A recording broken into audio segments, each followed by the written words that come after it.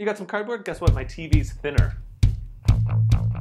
Howdy everybody, I'm David Geisler, this is the Technophiles Newscast, and LG has created a super thin television. Just last week at a press event, LG unveiled their newest OLED television, and this thing is thin. This screen is basically a proof of concept, but it has some pretty impressive dimensions. It's 55 inches wide, it weighs 1.9 kilograms, it's less than a millimeter thick. In fact, it's so thin and light that they just use magnets to mount it on the wall. If you want to move the TV to another location, you just peel it off the wall. So this is pretty impressive and very cool, but the reason this can happen is because of the OLED technology, which stands for Organic Light Emitting Diode.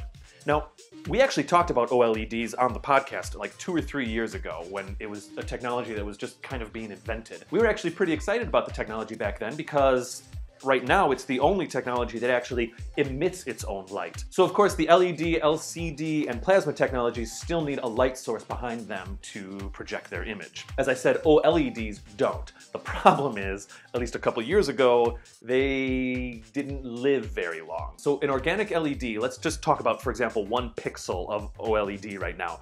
It is an organic material that is stimulated by certain currents of electricity.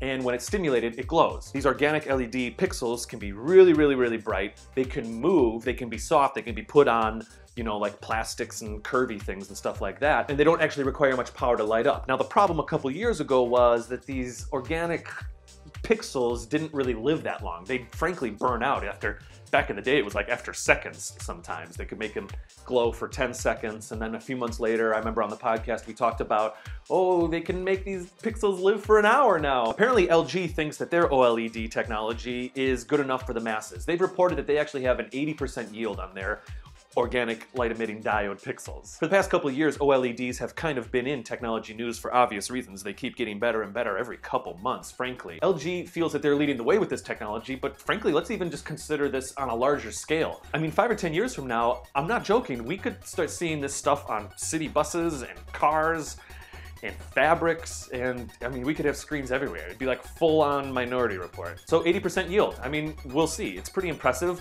The price is not impressive. This TV would theoretically cost like $9,000 right now. But like I said, that stuff's just gonna get better and better with time. So how do you guys feel about this whole organic light-emitting diode technology? I think there's a lot of potential. If you have any ideas, why don't you let me know in the comments down below? Or you can tweet us at TechnopilesPod, or find us on Facebook by searching Technophiles. Of course, you can go to our actual website, technophilespodcast.com, to check out this show and our other show, the Technophiles Podcast.